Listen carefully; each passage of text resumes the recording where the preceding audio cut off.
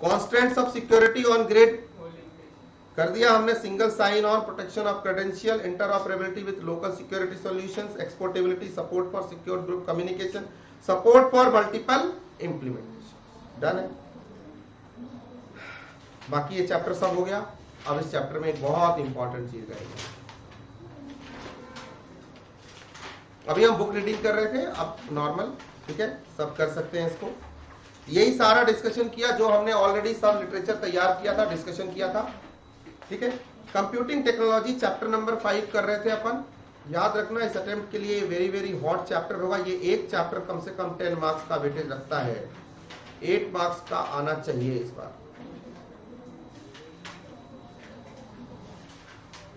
Computing किसे कहते हैं हमने डिस्कस किया था। सब फील्ड ऑफ कंप्यूटिंग में से काफी तो हम वैसे ही पढ़ चुके हैं। क्या है? Computer science, computer engineering, information system, information technology and software engineering. Just give a reading, इसमें कोई स्पेशल मीनिंग नहीं है। Client server computing, client server architecture आपको समझाया। 2 पर्सपेक्टिव है, ध्यान से सुनना क्लाइंट सर्वर के, सॉफ्टवेयर पर्सपेक्टिव और हार्डवेयर पर्सपेक्टिव। किसी भी कंप्यूटिंग इंफ्रास्ट्रक्चर में, ध्यान से सुनना, किसी भी कंप्यूटिंग आर्किटेक्चर में 3 चीजें होती हैं। एक को अपन हार्डवेयर बोलते हैं, दूसरे को अपन सॉफ्टवेयर बोलते हैं, और तीसरे को अपन फर्मवेयर बोलते हैं।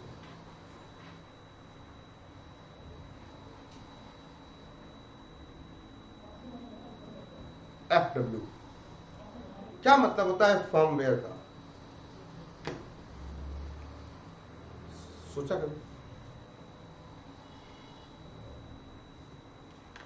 आईसी सुना है? आईसी,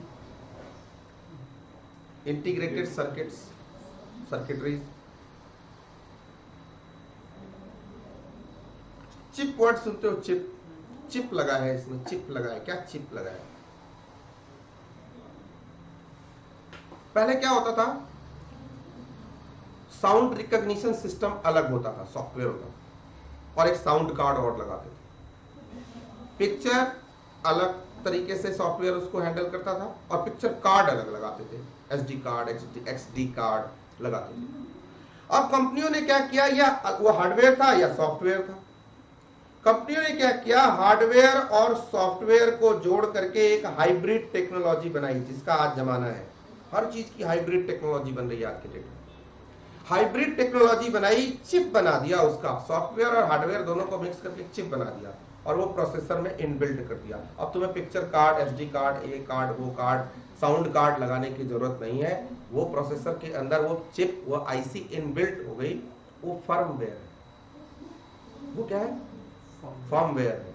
वो फर्मवेयर तो कंप्यूटिंग करता है ना भाई। जो काम हार्डवेयर या सॉफ्टवेयर किया करते थे, sound recognition system, speech recognition system और साउंड कार्ड मिलके किया करते थे, वो दोनों काम अकेला वो चिप कर रहा है। That is called firmware, right? तो कोई भी हार्डवेयर या कोई भी सॉफ्टवेयर जो सर्विसेज देता है, वो क्या है? सर्वर है। ये हार्डवेयर हो सकता है, ये सॉफ्टवेयर हो सकता है, 2 पर्सपेक्टिव। और वही फिर जब सर्विसेज यूज करता है तो क्लाइंट है। बहुत टाइप के हमारे सर्वर्स हैं जो पढ़ने हैं। जैसे पहला सर्वर है डेटाबेस सर्वर।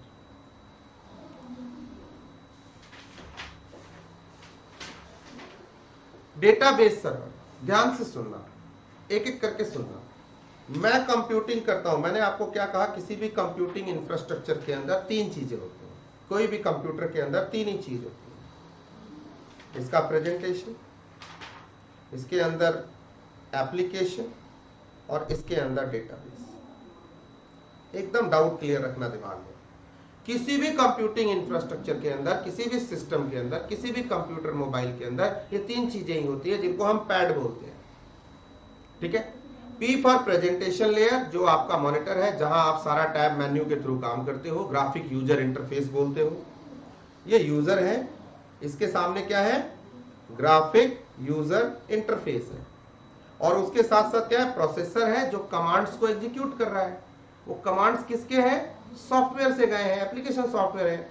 सिस्टम को चलाने के लिए एक और एप्लीकेशन है, ऑपरेटिंग सिस्टम है, और उसके बाद जो कुछ भी करते हैं डेटाबेस बनता है। अब मान लो मेरी कंपनी में, ध्यान से सुनना, मेरी कंपनी में बच्चे ERP लगा हुआ है। हमारे यहाँ 50 कंप्यूटर पे काम हो रहा है। सब जगह क्या हो रहा है, P और A, प्रेजेंटेशन और एप्लीकेशन लगा हुआ है, सब अपना अपना प्रोसेसिंग कर रहे हैं, सब टैली पे अकाउंटिंग कर रहे हैं, राइट। सारे कंप्यूटर मिलके ओवर द नेटवर्क अकाउंटिंग कर रहे हैं। करने के बाद इन सब का एक common database, centralised database maintain हो रहा है। क्या मेंटेन हो रहा है?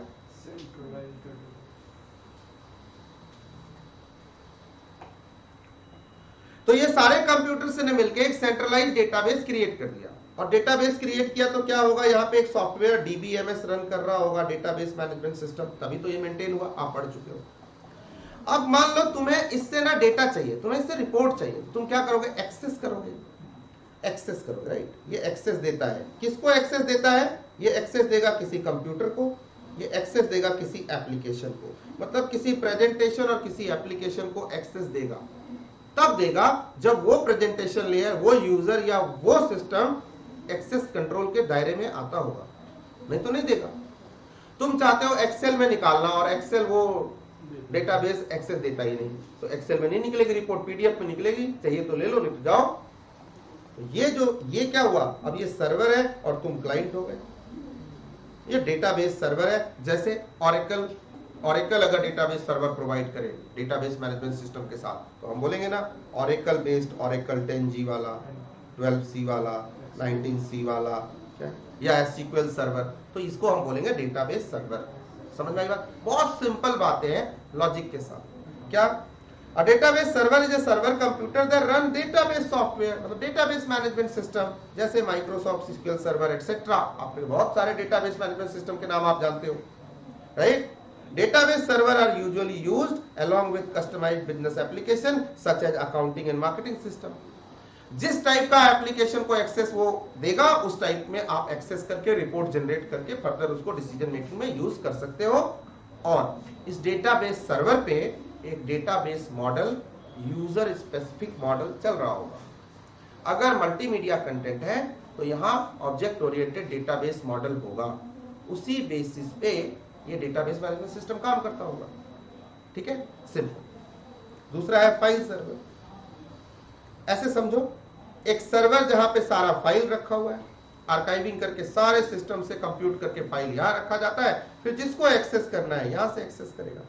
क्लाउड कंप्यूटिंग में यही होता है, सेंट्रलाइज्ड किसी स्टोरेज सर्वर पे हम फाइल रखते हैं and people access it, that's why it's called file server. Next print server.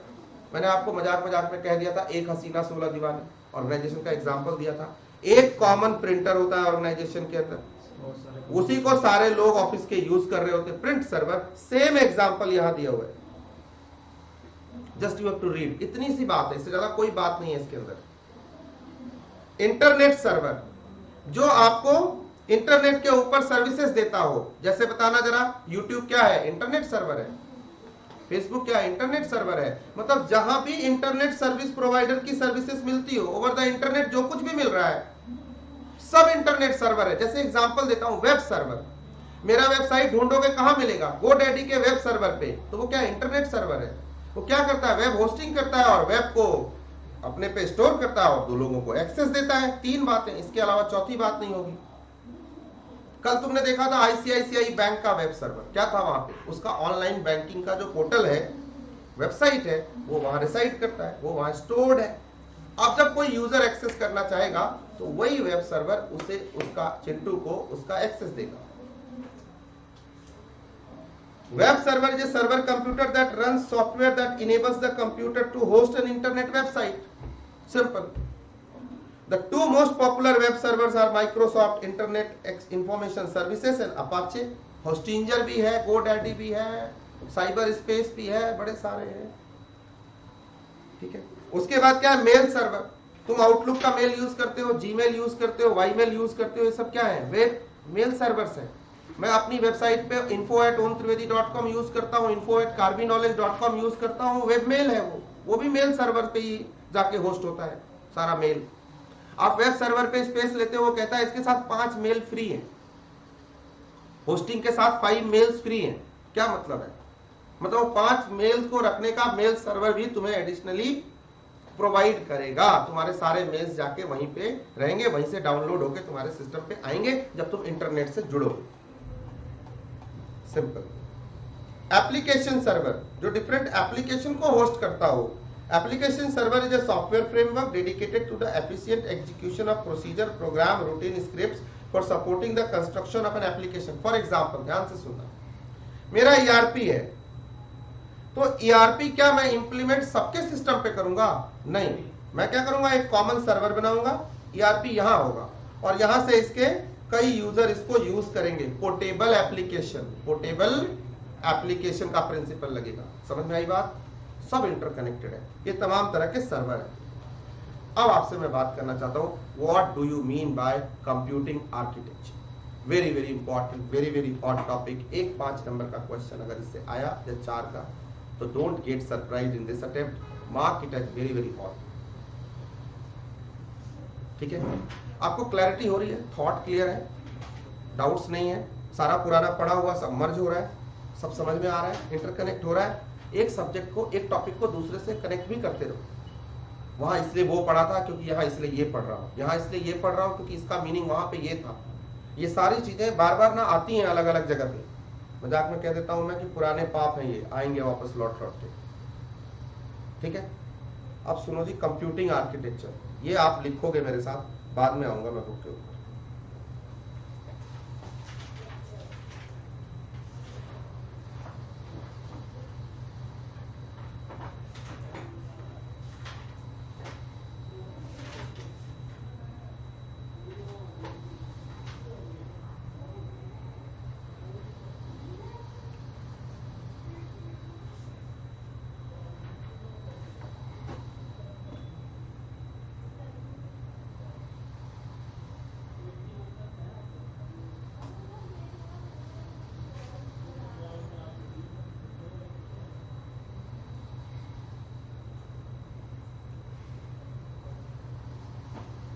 Computing architecture मतलब मैं कहना चाहता हूं, मेरे पास ये कंप्यूटिंग रिसोर्स है,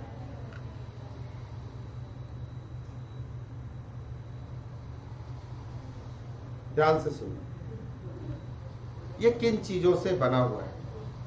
आप बताओ ये किन चीजों से बना हुआ है? आप बोलोगे sir hardware, software, answer firmware. 3 चीजों से मेरा कंप्यूटिंग आर्किटेक्चर बना हुआ है। अब मैं बोलूंगा कि ये कैसे काम करता है।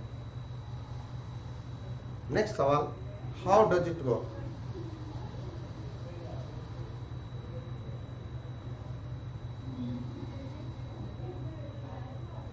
तो आपके सवाल का जवाब होगा सर, ध्यान से सुनना, देखो मैं लिख के दे रहा हूं, it works by creating an interface between hardware, software, firmware and कोई एक चीज रह गई है, जरा अपने दिमाग पे स्ट्रेस डाल के बताओ वो कौन सी चीज है जो अभी तक नई चर्चा में आई है?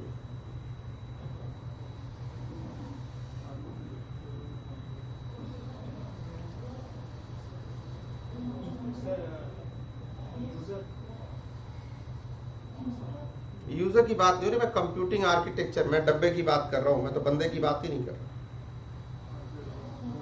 एक चीज कोई रह गई है, तुम कंप्यूट कर रहे हो, तुम ई कॉमर्स की वेबसाइट पे चक्कर काट रहे हो, हार्डवेयर है, सॉफ्टवेयर है और चिप्स भी तुम्हारे सिस्टम में लगे हुए हैं। एक वो चीज है कि वो नहीं होगी तो आपका ई कॉमर्स ट्रांजेक्शन पूरा नहीं होगा।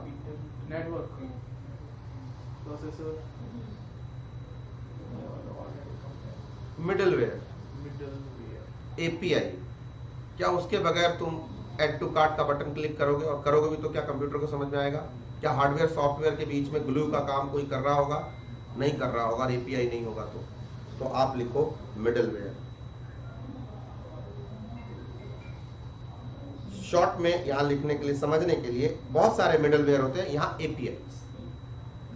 ठीक है,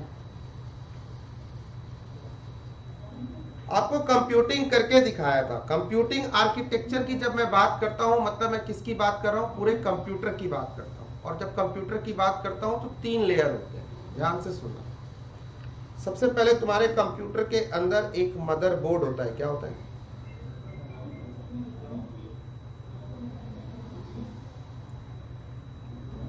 इस मदरबोर्ड के ऊपर क्या होता है? एक सीपीयू होता है। होता है क्या? ठीक है। कंप्यूटिंग का सबसे इंपॉर्टेंट कौन सा है? ये कंप्यूटिंग में सॉफ्टवेयर के बाद ये वाला सीपीयू है। यही सीपीयू है जो किसको एग्जीक्यूट करता है? बताना जरा। Executes instructions. लॉजिक से समझना जरा। ये क्या करता है? इंस्ट्रक्शंस को एग्जीक्यूट करता है। उस इंस्ट्रक्शंस को यहां आईएसएज कहते हैं। क्या कहते हैं? इंस्ट्रक्शन सेट आर्किटेक्चर कहते हैं। उसी के लिए जो सीपीयू की बात करें तो आईएसए की बात कर रहा हूं। मतलब ये किसको एग्जीक्यूट करता है? इंस्ट्रक्शन सेट्स को एग्जीक्यूट करता है। बताना, ये इंस्ट्रक्शन सेट किसके होते हैं? किसी प्रोग्राम के होते हैं। क्या क्या नाम से आपको पढ़ाया है? हार्डवेयर पढ़ाते हुए बताया था। बताना, इन होगा, आउट होगा, स्टोर होगा, कंपेयर होगा, नहीं, प्रिंट होगा, कमांड्स, जंप होगा, जंप इफ होगा, नहीं, एटसेट्रा। कोई सम होगा, कोई फ्रॉड होगा, इजंट इट? ये सारे इंस्ट्रक्शंस ऑफ द प्रोग्राम है जिसको एग्जीक्यूट करने का काम कौन करता है? ये कंप्यूटिंग आर्किटेक्चर करता है। और उसमें से स्पेशली कौन करता है? ये सीपीयू करता है। अब देखो, ये सीपीयू अकेला तो नहीं करता है। अब सीपीयू के साथ कंट्रोल बसेस के साथ रैम जुड़ा होता है। सीपीयू को बातें नहीं समझ में आती तो यहाँ पे रोम बैठा होता है सपोर्ट करने के लिए। कंप्यूटर स्टार्ट नहीं होता, उसके लिए सीमॉस की बैटरी बैठी होती है। सारा काम करने के बाद हमारे पास हार्ड डिस्क होता है। ध्यान से सुनना, इस मदरबोर्ड के ऊपर बड़े सारे डिवाइसेस एक सीक्वेंशियल ऑर्डर में, एक लॉजिकल ऑर्डर में अरेंज्ड होते हैं। क्या होते हैं ना? मतलब यहाँ पे एक इंस्ट्रक्शंस के अलावा और भी बहुत सारी चीजें होती हैं। जैसे ये इंस्ट्रक्शन का फॉर्मेट कैसा होगा, सिंटैक्स क्या होगा, कैसा इंस्ट्रक्शन, तो इंस्ट्रक्शन का फॉर्मेट होगा।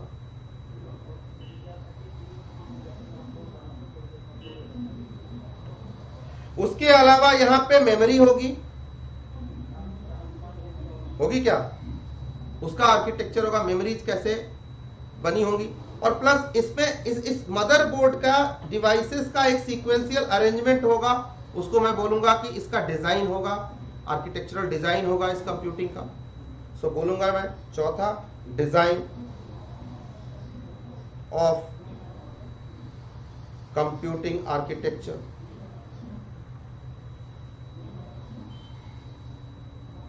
ठीक है? क्या कंप्यूटर सिर्फ मदरबोर्ड है? इसके अलावा भी बहुत कुछ है। इसके अलावा फिर इसका बाहरी आवरण है। इसको कंप्लीट को हम क्या बोलते हैं? सिस्टम। नहीं, किस टाइप से प्लग लगेंगे, किस टाइप के कनेक्टर्स लगेंगे, ये क्लोज सिस्टम होगा, ये ओपन सिस्टम होगा, किस टाइप का सिस्टम होगा। जैसे ये सिस्टम है, क्लोज सिस्टम है, बहुत ज्यादा कनेक्टिविटी नहीं है। ये जो डेस्कटॉप देख रहे हो, ये ओपन सिस्टम है, देखो कितने सारे कनेक्शंस जुड़े हुए हैं इसके साथ। तो हमारी सिस्टम, हमारी बिजनेस की जैसी रिक्वायरमेंट होगी वैसा हम सिस्टम बनाएंगे। जैसा बिजनेस सिस्टम होगा, जैसा इंफॉर्मेशन सिस्टम होगा, उसके हिसाब से ये कंप्यूटर सिस्टम भी बनेगा। सिस्टम डिजाइन, 3 पार्ट हो गए ना कंप्यूटिंग आर्किटेक्चर के। कौन कौन से? कंप्यूटिंग आर्किटेक्चर के 3 पार्ट हो गए। अभी आपने देखा ना ये कैसे, और मैंने आपको बताया था रैम सीपीयू से कैसे बातें करता है, कैसे इंस्ट्रक्शंस को एग्जीक्यूट करता है, कैसे रजिस्टर मेमोरी कैसे काम करती है, रजिस्टर ही क्यों लेने जाती है, हा? अच्छा, रजिस्टर को कैश कैसे मदद करता है। फिर जब काम एग्जीक्यूट हो जाता है तो रजिस्टर रैम को ले जाकर के वो आउटपुट दे देता है, रैम उसको किसी मेमोरी में, हार्ड डिस्क में, किसी फोल्डर में भेज देता है। इसको बोलते हैं मेमोरी एड्रेसिंग टेक्निक। क्या बोलते हैं? Memory addressing technique.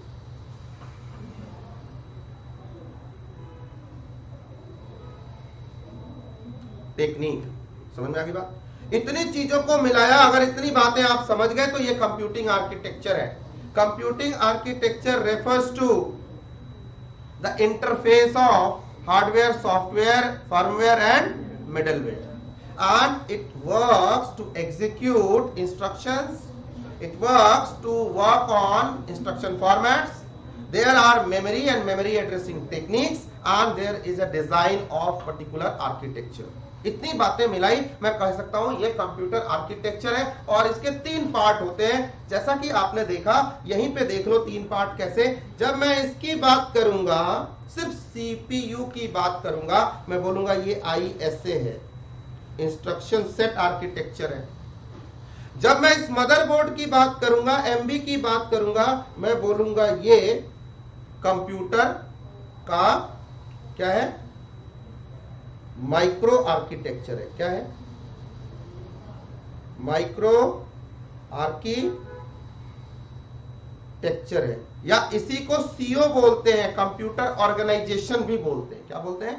कंप्यूटर का ऑर्गेनाइजेशन, अभी बताऊंगा। और तीसरा जो पूरा बाहरी आवरण है, जिस तरह से हमारी रिक्वायरमेंट के हिसाब से टोटल कंप्यूटर सेट हुआ है। तुम्हें लैपटॉप चाहिए, तुम्हें सरफेस का लैपटॉप चाहिए, तुम्हें i5 वाला चाहिए, तुम्हें मल्टीपल कनेक्टर्स वाला चाहिए। देखो ना, अलग अलग लोगों की अलग अलग रिक्वायरमेंट होती है। वैसे बिजनेस 3 कंप्यूटर से बना हुआ है, बिजनेस इनका लोकल एरिया नेटवर्क। अच्छा, इनके में तो बहुत बड़ा है, रिलायंस इंडस्ट्रीज का नेटवर्क है, वहां सिस्टम अलग चाहिए, सिस्टम की रिक्वायरमेंट बदलती है। अच्छा, ग्रिड में सिस्टम की रिक्वायरमेंट अलग होगी, रिसोर्सेज की रिक्वायरमेंट अलग होगी, और क्लाउड में अलग होगी। Getting the point? तो जैसा सिस्टम होगा वैसा सिस्टम रिक्वायरमेंट होगा, और उसके हिसाब से तय होंगे सिस्टम डिजाइन। सिस्टम डिजाइन किसके हिसाब से बनेंगे? सिस्टम फिलॉसफी के हिसाब से। जैसा बिजनेस सिस्टम, जैसा उसके काम का नेचर, वैसा उसका कंप्यूटर। अब मुझे हार्डवेयर, अब मुझे ग्राफिक्स का काम करना है, तो मुझे एक दूसरे टाइप का कंप्यूटर चाहिए। अगर मुझे सिंपल 2+2 करना है, मूवी देखनी है, मुझे दूसरे टाइप का पिक्चर वो चाहिए। ठीक है, नेक्स्ट, इसको हम कंप्यूटिंग आर्किटेक्चर कहते हैं। अब कंप्यूटिंग आर्किटेक्चर के कितने पार्ट, अब बता दो।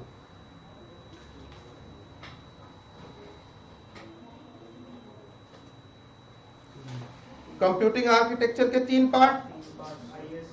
एक को हमने बोला ISA, दूसरा बोला माइक्रो, एक मिनट, आर्किटेक्चर, और तीसरे को बोला सिस्टम डिजाइन। समझ में आई? याद हो गया क्यों है ये? लॉजिक से समझ में आया, एवं ही नहीं कि रट लिया। समझ में आया ना कि कंप्यूटर देख देख के, सोच सोच के, उसको इमेजिन कर करके बात समझिए। ठीक है, डन। अब देखना, ISA मतलब CPU और CPU जिस फिलॉसफी का, मुझे कैसा CPU चाहिए ये डिपेंड करेगा मैं काम किस नेचर का करता हूं, मेरी रिक्वायरमेंट कैसी है, ये जनरेशन कौन सा चाहिए, उसके बेसिस पे CPU डिफाइन होते हैं। तो इंस्ट्रक्शन सेट आर्किटेक्चर का मतलब हो गया CPU का डिजाइन। CPU कैसा चाहिए? वो 2 टाइप के होते हैं। एक को बोलते हैं अपन CISC, दूसरे को बोलते हैं RISC, complex instruction set computers. ध्यान से सुनना, ऐसा कंप्यूटर, ऐसा CPU, कंप्यूटर बोले तो CPU is computer only, computer is CPU is computer, कह सकते हैं ऐसा CPU जो कॉम्प्लेक्स इंस्ट्रक्शंस को एग्जीक्यूट करने के लिए बनाया गया हो, उसकी बनावट, उसके सर्किटरीज की, उसके आर्किटेक्चर इस नेचर का हो। मैं मदरबोर्ड के ऊपर किसी और बात नहीं कर रहा, किसी की बात नहीं कर रहा, किसी और डिवाइस के बारे में बात, ओनली CPU इंटेल का i3, i5, i7, पेंटियम 1, 2, 3, 4 या मोटोरोला का 88100। समझ में आई बात? मैं सिर्फ उसकी बात कर रहा हूं, क्विट। ठीक है, सिर्फ उसकी बात कर रहा हूं। और दूसरा होगा रिड्यूस्ड इंस्ट्रक्शन सेट कंप्यूटर्स। अब आपके दिमाग में ये चीज आनी चाहिए कि सर इन दोनों में डिफरेंस है क्या? तो है ना, क्या डिफरेंस है सर? तो बता दो। तो लो बता देता हूं, सुनो।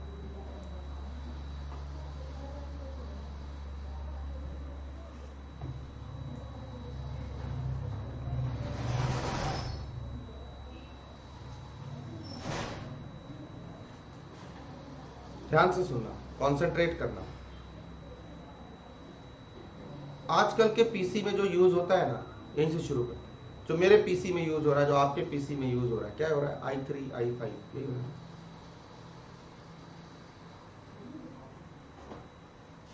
यही हो रहा है ना, A4 A6 AMD का,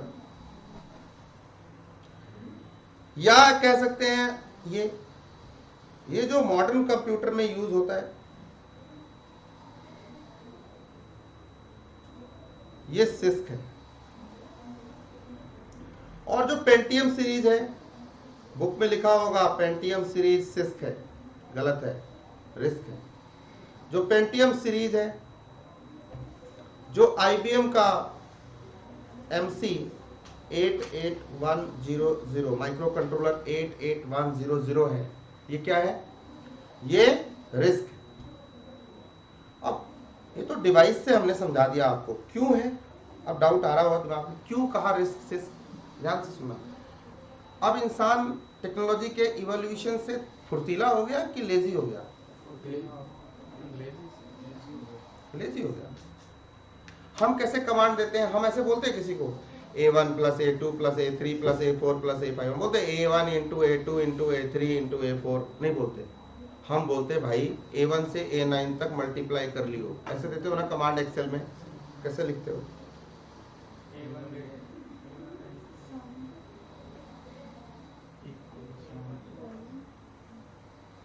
ठीक है। इंसान लेजी हो गया, कंप्यूटर पे सारा काम डाल दिया। क्या किया? खुद तो शॉर्ट कमांड दे दिए। कैसे कमांड दे दिए? कैसे? Variable length. कैसे?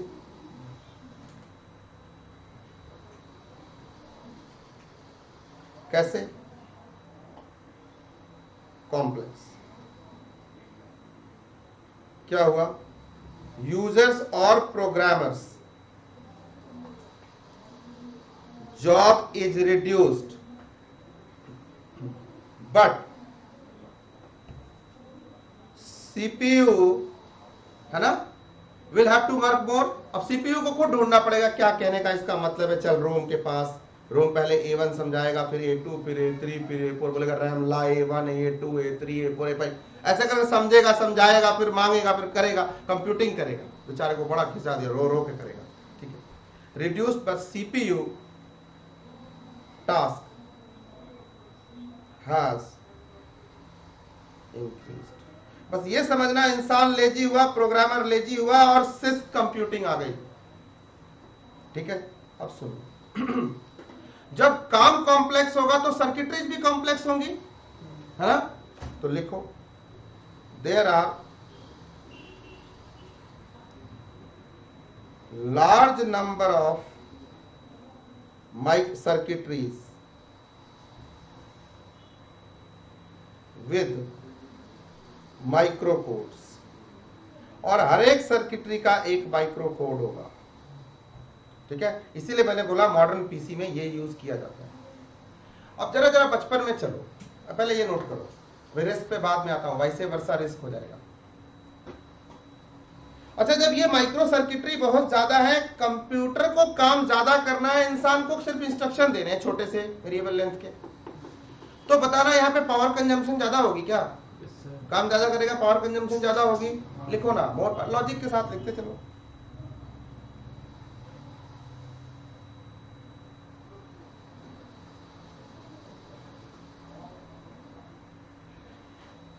एक चीज ध्यान रखना, अभी क्या हुआ, तुमने एक रेंज दे दी।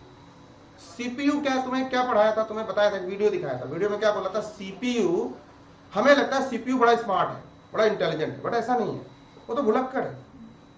उसे ना हर इंस्ट्रक्शंस के लिए बार बार रोम के पास जाना पड़ता है। ठीक है। अच्छा, रोम के पास जाता है, उससे इंस्ट्रक्शन समझता है, फिर आता है, फिर काम करता है। लेकिन हमें एक इल्यूजन इसलिए क्रिएट होता है कि बहुत इंटेलिजेंट है, बहुत स्मार्ट है, बहुत तेज है, क्योंकि मेरी तरह बहुत तेज बोलता है, मतलब वो लाइटनिंग स्पीड से काम करता है, जैसे मैं करता हूं। समझ में आई बात? ठीक है। ठीक है। तो इसका मतलब ये स्लोअर होगा बट एफिशिएंट होगा। अंदर काम स्लो चल रहा है और फास्ट हो सकता था अगर तुमने उसको थोड़ा फिक्स लेंथ अच्छे से एक्सप्लेन करके कमांड दिए होते। लेकिन स्लो होने के बावजूद ये एफिशिएंट है। ये लाइन लिखो, कॉन्ट्रडिक्शन नहीं होना चाहिए क्योंकि तुमने वर्किंग फिलॉसफी देखी हुई है। Slower but efficient.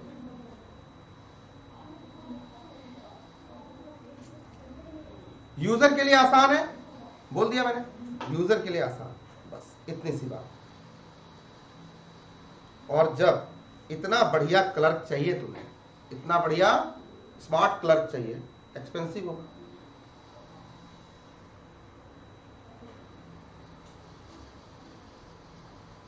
ठीक है, और कुछ बचा? अब देखो एक एग्जांपल देता हूं। हम बचपन में जब छोटे थे, मतलब स्कूल में पढ़ते थे, तो हमारे टीचर हमें एक प्रोग्राम पे काम कराते थे, लोगो। उस पे ना एक पिंडल होता था, तो वो कहते थे राइट चलो, कहते 90 डिग्री, फिर कहते थे लेफ्ट 90 डिग्री, फिर कहते थे अप 90 डिग्री। ऐसे करके हमारा स्क्वायर बन जाता था, रेक्टेंगल बन जाता था। एक प्रोग्राम होता था, टीचर हमें ट्रेनिंग देती थी। अब बच्चों को यही ट्रेनिंग टीचर पेंट पे देती है। तो पहले लोगो था, लोगो के बाद और प्रोग्राम एडवांस हुआ, क्या हुआ? पेंट आया, पेंट। मेरी बेटी को मास्टर अभी पेंट सिखा रही है, अब लोगो का कॉन्सेप्ट चला गया, मतलब लोगो रिस्क हो गया और पेंट सिस्क हो गया। नहीं, अच्छा अब ये भी रिस्क हो गया। धीरे धीरे क्या है, ये कंपैरेटिव एनालिसिस है। जनरेशन बदलेंगे, रिस्क और सिस्क की डेफिनेशन बदल जाएगी। समझ रहे हो मेरी बात? कल को पेंटियम जो सिस्क की कैटेगरी में आता था, आज की जनरेशन में टुडे 2020 में मैं उसको रिस्क बोल रहा हूं। पहले पेंटियम सिस्क की कैटेगरी में डिफाइन होता था। ठीक है, कॉम्प्लेक्स लॉजिक को, अब वो लॉजिक उससे भी कॉम्प्लेक्स लॉजिक आ गए, तो वो इजी हो गया। Getting the point? समझ रहे हो मेरी बात? तो ये कंपैरेटिव एनालिसिस है, ये टेक्नोलॉजिकल फिलॉसफी कंपैरिजन बेस पे चलती है, और फिर टेक्नोलॉजी उसके हिसाब से डिफाइन होती है। ठीक है, अब सुनो। अब पेंट के बाद उसके भी बाप आ गए, फोटोशॉप आ गया, फोटोशॉप का भी बाप आ गया, एडोब इलस्ट्रेटर आ गया, पेज मेकर आ गया, इनडिजाइन आ गया। मतलब ये चीज इवॉल्व होती है, लॉजिक और कॉम्प्लेक्स से कॉम्प्लेक्स होते जा रहे हैं। ठीक है, तो और ये क्रम अगर दिमाग में चलेगा तो तुम रिस्क और सिस्क को एक्सप्लेन कर पाओगे। ठीक है, सिंपल। अब आ जाओ रिस्क में। तो अब सिस्क पूरा तैयार है, रिस्क तैयार करने में दिक्कत ही क्या है? अब यहां पे कैसे होंगे इंस्ट्रक्शंस? फिक्स्ड लेंथ होंगे। फिक्स्ड होंगे मतलब क्या होगा? हम बताएंगे A1 plus A2 A3 A5 A6 A5 A4 A5, हम ऐसे उसको देंगे इंस्ट्रक्शन पूरा ओपन अप करके। ठीक है, फिक्स्ड लेंथ होगा। कॉम्प्लेक्स की जगह ये कैसे होंगे? सिंपल होंगे एंड इजी होंगे। ठीक है, यहां यूजर एंड प्रोग्रामर का जॉब इजी था, यहां सीपीयू का जॉब इजी है ना? यूजर्स टास्क बिकम्स लेंदी। सबसे बच्चे इसमें रोते हैं ना, ये वाले सिस्क रिस्क बड़े कंफ्यूज होते हैं, क्या है ये बला, सब इसी में रोते हैं। क्यों? क्योंकि तुमने ना वो सीपीयू का काम करने का तरीका नहीं सोचा। पहले तो ये डिसाइड करो कि सिर्फ सीपीयू की बात हो रही है, और फिर ऐसे लोगो और प्रोग्राम्स को कंपेयर करके देखो, पेंटियम और उनके डिवाइसेस को कंपेयर करके देखो, और फिर तुम्हें समझ में आ जाएगा क्या है। अच्छा सुनो, तो यूजर्स टास्क बिकम्स लेंदी, सीपीयूज वर्क बिकम्स इजी। तो उसके हिसाब से इसकी बनावट भी होगी भाई। तो कैसे बनावट होगी? CPU has separate circuitries for each command। Her command के लिए सेपरेट सर्किटरी होगी। आसान हो गया ना? ठीक है, सर्किटरी। अब देखना, यहां लेस पावर कंजम्पशन होगा,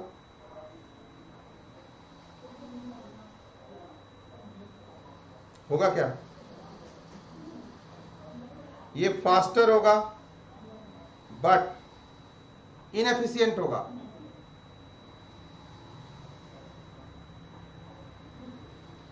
लेस एक्सपेंसिव होगा।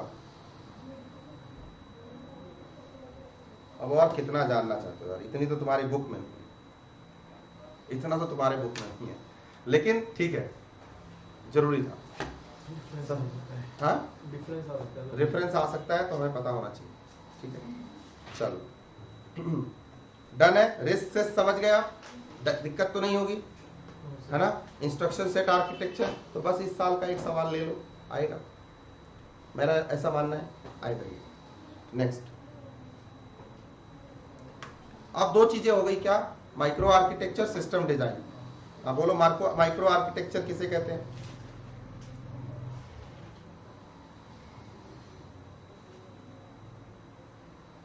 ध्यान से सुनना, मुझे सिर्फ लिखना नहीं, सुनना। तुम्हें कंप्यूटर चाहिए, राइट, अपने रिक्वायरमेंट के हिसाब से चाहिए। वो सिस्टम डिजाइन तो तुम जैसा काम करोगे उसके हिसाब से डिसाइड होगा, बट मदरबोर्ड पे जो डिवाइसेस का अरेंजमेंट होगा वो तो तुम्हारे पॉकेट के हिसाब से डिफाइन होगा। 40,000 तो 40,000 वाला कंप्यूटर, 1 लाख तो 1 लाख वाला। किसी को 3 चाहिए, 3 खरीद ले, क्या फर्क पड़ता है। हमारे स्वामी सर ने 3 लैपटॉप खरीदा बैक टू बैक, एक नहीं चला तो उन्होंने दूसरा लगाया, दूसरा ने, उनको रुक के सोचना चाहिए था कि 1 2 3 मतलब what. Somebody advised and I'm going to buy. No, my system requirement is not this. Let's understand the system. Accordingly, should decide the system design, and then we'll go to the market and we'll get it assembled as per the requirement. तो जो motherboard पे कितनी memory चाहिए, कैसा CPU चाहिए, कैसे RAM चाहिए। अब मैं ग्राफिक्स का वर्क करता हूँ तो मुझे 64 GB का रैम चाहिए, और मैं घर पे नॉर्मल टीवी देख रहा हूँ, मूवी देख रहा हूँ, तो मुझे 4 GB बहुत है, 2 GB बहुत है, चलेगा 4 GB, हाँ बस बहुत है। तो उसी हिसाब से हम उसको डिजाइन कराते हैं। इसको कंप्यूटर ऑर्गेनाइजेशन भी बोलते हैं, और इसको कंप्यूटर का एसओपी बोलते हैं, standard operating process. Operational process को कौन रन करता है सिस्टम के अंदर? मदरबोर्ड पे जो डिवाइस है, एसओपी बोलते हैं उसको। ठीक है, इसी को माइक्रो आर्किटेक्चर बोलते हैं, कंप्यूटर का organisation of the computer as per users requirement. ठीक है, सो अरेंजमेंट ऑफ, अगर शॉर्ट में बताना हो आप सीधा लिखोगे, अरेंजमेंट ऑफ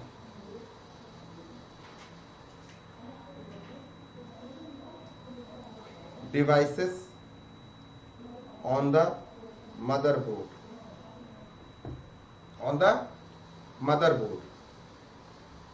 दूसरा इंपॉर्टेंट एस्पेक्ट होगा बजट, जो आपको शॉर्ट में लिखना है, बजट। तीसरा इंपॉर्टेंट एस्पेक्ट होगा, इसको हम कंप्यूटर ऑर्गेनाइजेशन भी बोलते हैं। और चौथा इंपॉर्टेंट और सबसे इंपॉर्टेंट बात होगी कि ये कंप्यूटर का एसओपी है, स्टैंडर्ड ऑपरेटिंग प्रोसीजर को तय करता है। और सबसे बड़ी बात, एज पर यूजर रिक्वायरमेंट।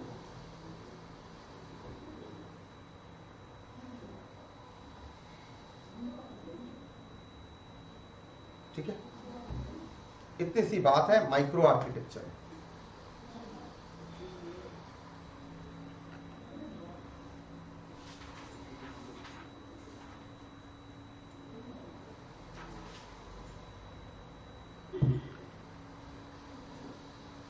एक लास्ट चीज, बस ये लास्ट टॉपिक है, इसके बाद टॉपिक है सिस्टम डिजाइन।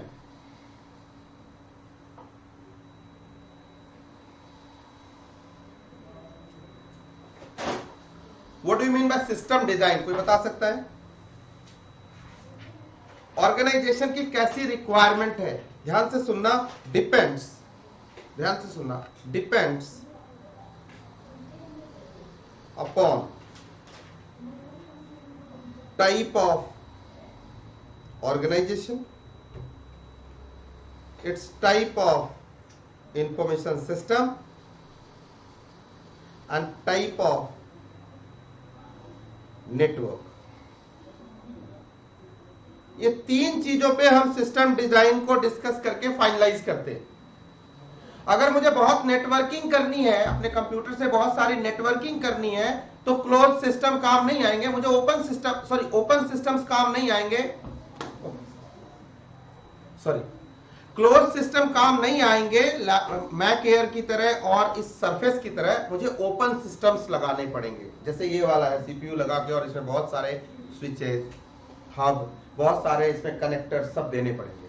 ठीक है, एनआईसी भी चाहिए, है ना, नेटवर्क एडाप्टर भी चाहिए, इंटरफेस करने का जगह चाहिए, मॉडेम चाहिए, बहुत कुछ चाहिए, बड़े सारे मल्टीपल यूएसबी चाहिए, यहाँ पे ये अपना HDMI केबल लगाने के लिए HDMI स्पेस चाहिए, उसके अलावा फिर वो अपना VGA केबल लगाने के लिए VGA का स्पेस चाहिए, पावर प्लग्स चाहिए, बहुत कुछ चाहिए जो मुझे इस कंप्यूटर में नहीं चाहिए। इसमें एक पावर और एक मिनी USB काम चल रहा है फर्स्ट क्लास, कोई जरूरत ही नहीं है इससे ज्यादा इसके लिए। Getting the point? ये क्लोज सिस्टम है, वो ओपन सिस्टम है, समझा नहीं? तो ये डिपेंड करेगा कि मुझे जरूरत कैसी है। अब देखो मैंने अपनी जरूरत के हिसाब से जहां लिखना था, जहां नोटिंग करनी है, जहां मुझे इसका इस्तेमाल करना है, वहां एक क्लोज सिस्टम रखा है और वहां पे ओपन सिस्टम रखा है, क्योंकि उससे जोड़ के ब्रॉडकास्ट करना है। Getting the point? और फिर यहाँ पे ट्रांसमिशन करना है और बाहर भी ब्रॉडकास्ट करना है, ओपन सिस्टम से। समझ आ गया? Closed end open system philosophy. Getting it? इसके हिसाब से सिस्टम डिजाइन के 4 पार्ट। सबसे पहला switches and plugs, system interface जिसको बोलते हैं, जिसकी चर्चा मैं कर रहा था। System interconnects, system interconnects. System interconnects मतलब बसेस किसको बोलते हैं बता सकते हैं आप?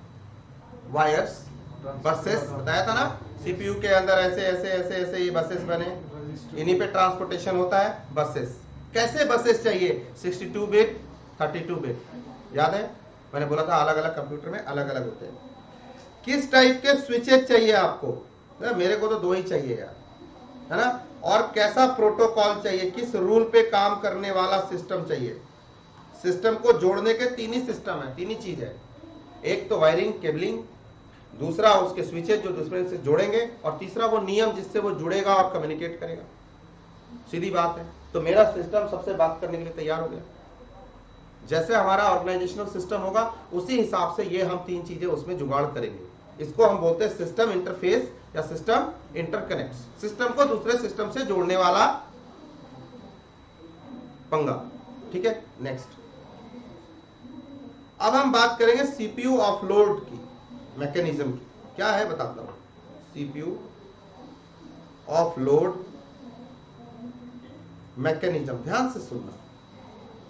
हम सिस्टम ऐसा बनाना चाहते हैं, हम सिस्टम ऐसा बनाना चाहते हैं, मेरी लैंग्वेज में सुनना, हम सिस्टम ऐसा बनाना चाहते हैं जहां सीपीयू ज्यादा एफिशिएंसी से काम करे, optimum utilisation of computing resources.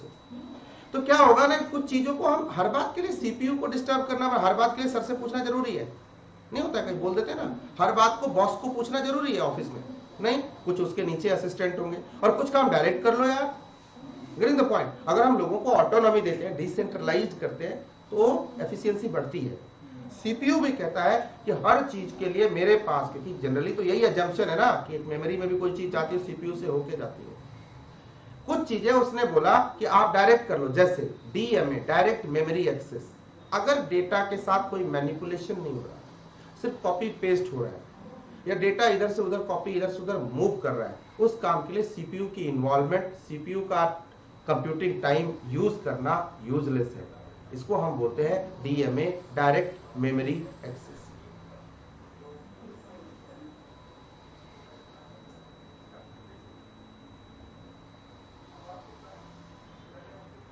जिसको शॉर्ट में आप कह सकते हो फ्रीइंग अप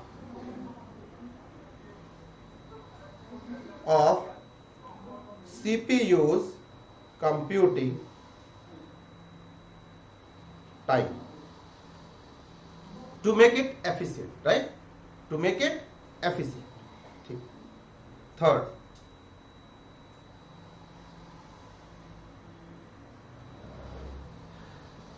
memory controllers.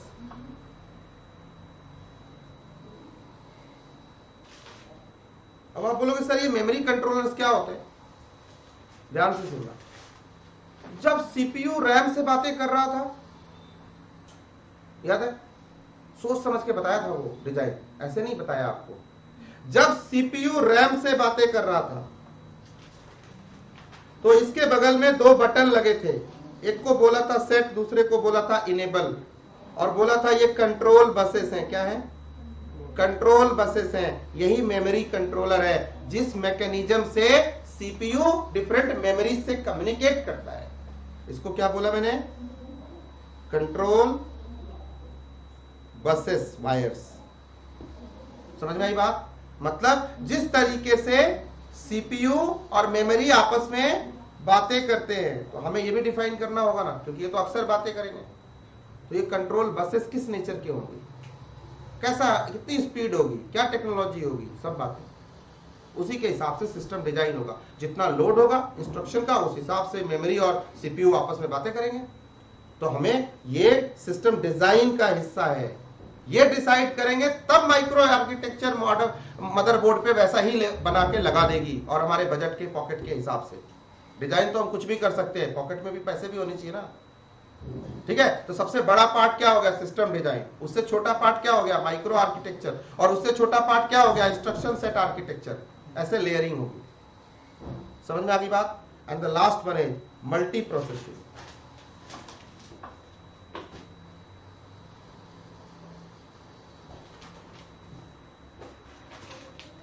मतलब हम पैरेलल कंप्यूटिंग या डिस्ट्रीब्यूटेड कंप्यूटिंग क्या करना चाहते हैं, उसके लिए तैयारी करना, उसकी फैसिलिटी होनी चाहिए। देखना अभी तुमने किया ना, वहां ग्रिड में क्या चाहिए, पैरेलल एंड डिस्ट्रीब्यूटेड दोनों चाहिए। तो बताना वहां कंप्यूटेशन कैसा चाहिए, ऐसा चाहिए। उसका सिस्टम डिजाइन कैसा चाहिए, पैरेलल एंड डिस्ट्रीब्यूटेड कंप्यूटिंग दोनों कर चुकने वाला चाहिए, ठीक है। तो पैरेलल प्लस डिस्ट्रीब्यूटेड कंप्यूटिंग। और एक बात आपको और समझ में आई होगी कि अगर ये दोनों करना है तो बिना वर्चुअलाइजेशन के तो मैं नहीं, मेरे अंकल भी नहीं कर सकते। नहीं, ये सिस्टम दूसरे सिस्टम के साथ वर्चुअलाइजेशन के थ्रू जुड़ने लायक बनाना पड़ेगा। तो वर्चुअलाइजेशन,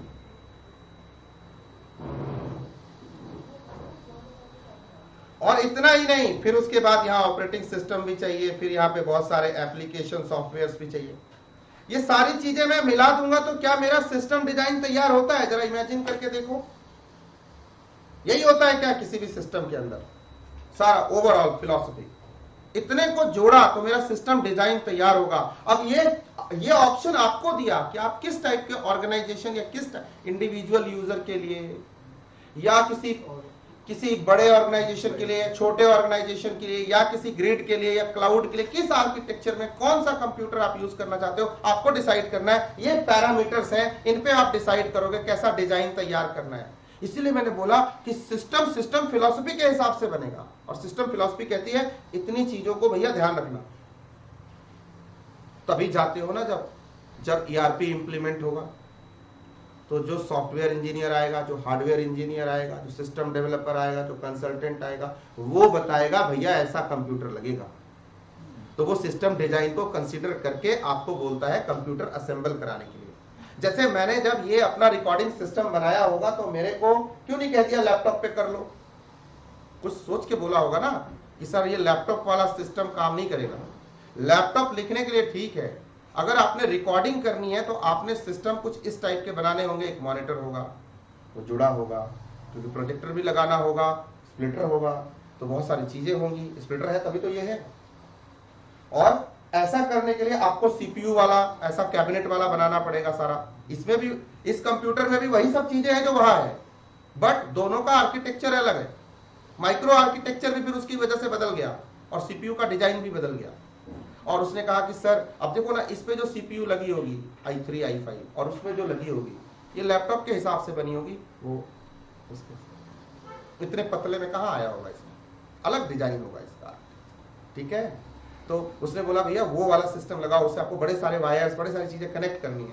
उसके हिसाब से सिस्टम डिजाइन बनाया मैंने। चार बातें कौन कौन सी हो गई, सिस्टम इंटरकनेक्ट, उसके अंदर क्या क्या, बसेस, स्विचेज एंड प्रोटोकॉल। उसके बाद क्या, सीपीयू ऑफलोड मैकेनिज्म, उसके अंदर क्या, डायरेक्ट मेमोरी एक्सेस। सीपीयू को हम क्या रखना चाहते हैं, एफिशिएंट, उसका टाइम कम से कम यूज करना चाहते हैं। थर्ड, मेमोरी कंट्रोलर्स, कौन से, कंट्रोल बसेस, क्या काम करते हैं, मेमोरी और सीपीयू के बीच में कम्युनिकेशन को इफिशिएंट बनाते हैं। और तीसरी इंपॉर्टेंट बात, मल्टी प्रोसेसिंग, मतलब parallel processing, distributed computing, parallel computing and virtualisation and different kind of software etcetera. इतनी बात समझ में आ गई। इंस्ट्रक्शन सेट आर्किटेक्चर समझ में आ गया और कंप्यूटिंग समझ में आ गई, बोले तो आपको माइक्रो आर्किटेक्चर समझ में आ गया, ठीक है।